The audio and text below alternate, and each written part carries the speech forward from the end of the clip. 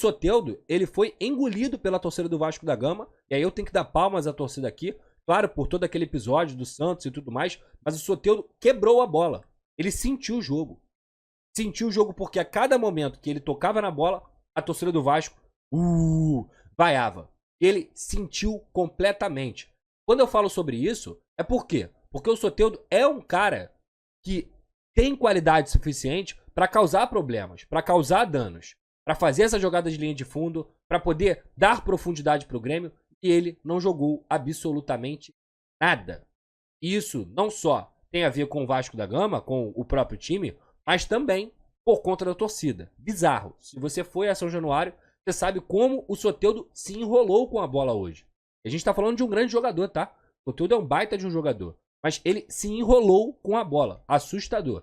E isso também, obviamente, tem a ver com o belíssimo papel de marcação do Paulo Henrique, que pra mim também fez uma grande partida. O próprio Lucas Piton, em muitos momentos, eu vejo que ele sentiu a ausência do Payet, a falta de companhia do seu fiel parceiro, mas naturalmente ele continua também fazendo uma boa atuação.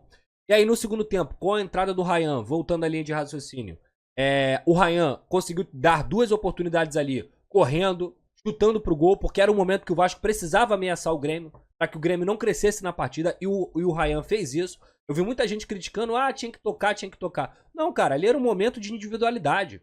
É uma jogada característica dele. Ele levou perigo nas duas vezes. Então, coloca o moleque pra jogar, deixa ele jogar. Dá liberdade pra ele. Como foi, como aconteceu. Depois entra o João Vitor, como eu falei, e o João Vitor entra muito bem. Não só nas coberturas pelo lado esquerdo, o Grêmio estava também tendo profundidade, mas também na bola aérea. Inclusive depois o João Vitor até, em muitos momentos, conseguiu subir, e ele criou uma grande oportunidade quando ele faz essa subida, toca pra trás e o Ryan dá um azar, que ele bate chapado, e depois a bola desvia e vai para escanteio. O JP entra na vaga do Galdames porque o Galdames estava muito cansado pela entrega que a gente falou aqui, e o JP entra muito bem também. Então eu acho que a gente tem que destacar o quão legal é a oportunidade que o Ramon Dias e o Emiliano Dias estão dando para esses garotos. Porque diferentemente de outros anos que aconteceram muitas transições da base para o profissional mal feitas, hoje o Vasco tem um time organizado. E quando você tem um time organizado, a transição de um talento da base para o time profissional, e você coloca ele aos poucos, você dá experiência, você dá cancha, você dá bagagem de entender o que é o Vasco da Gama, e esses moleques entendem muito bem, mas o profissional é o profissional e a base é a base, cara, só quem tem a ganhar é o Vasco da Gama. Porque o JP entra, não sente o jogo, vai bem. O Ryan entra, não sente o jogo, vai bem. São opções que você vai achando dentro do elenco, e isso é histórico dentro do Vasco da Gama. O Vasco sempre revelou grandes jogadores. Então eu tenho que parabenizar aqui o Ramon Dias e o Emiliano, que num primeiro momento, desde o ano passado, preservaram esses moleques, porque naquelas circunstâncias do ano passado, era muito complicado você botar um garoto e queimar ele. Era muito fácil acontecer. Esse ano, por exemplo, por uma necessidade, você escalou o Ryan várias vezes de centroavante, mas por quê? Porque o centroavante chegou no último dia da janela. Foi o Cleiton.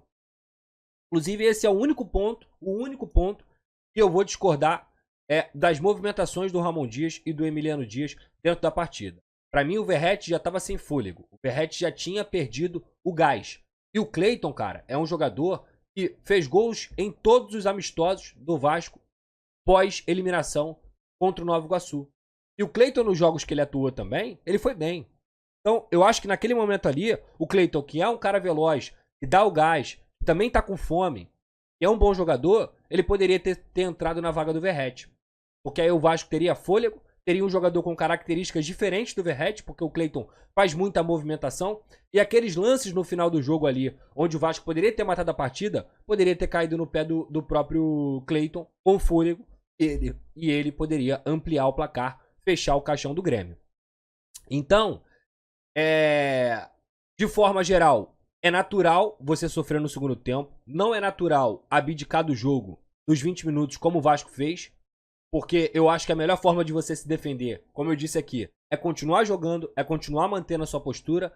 Mas, dito tudo isso, eu acho que foi uma grande vitória. Eu acho que o torcedor do Vasco, ele sai de São Januário mais aliviado. Ele entende E por mais que a eliminação para o Nova Iguaçu seja muito dolorosa e tenha sido um vexame mesmo, uma vergonha, eu vou falar novamente aqui o que eu venho falando há meses. O time do Vasco não é a equipe que foi eliminada para o Nova Iguaçu, e muito menos a do segundo tempo do Água Santa. É muito mais do que isso, Pedrosa?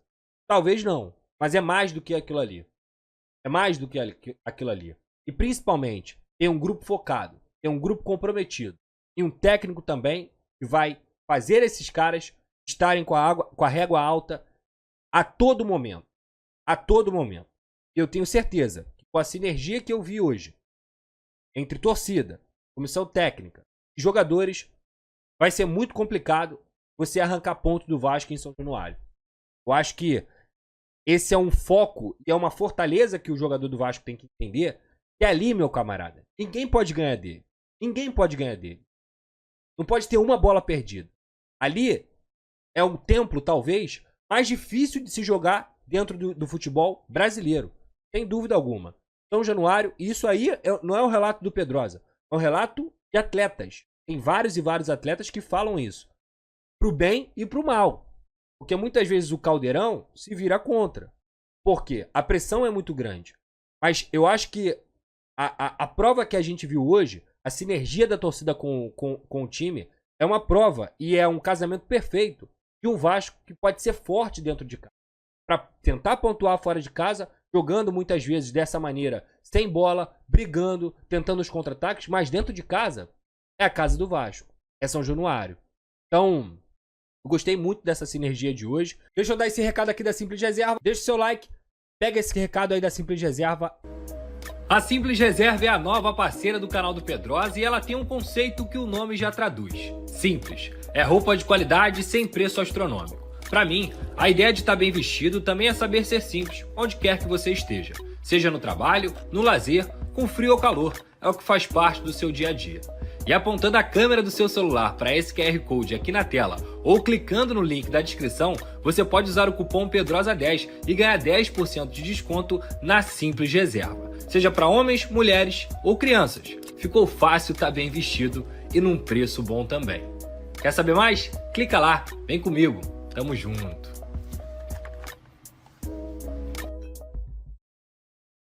Então tá aí, lá na Simples Reserva você tem 10% de desconto com o cupom PEDROSA10. Tá vendo esse QR Code aqui, ó, que aparece aqui toda hora na live? É só você apontar sua câmera e lá na Simples Reserva, no site, você escolhe sua roupa, fica bonitão, fica bem trajado e ainda ganha 10% de desconto com o cupom PEDROSA10. Se você não conseguir apontar sua câmera do QR Code, o link tá aqui na descrição da Simples Reserva, beleza?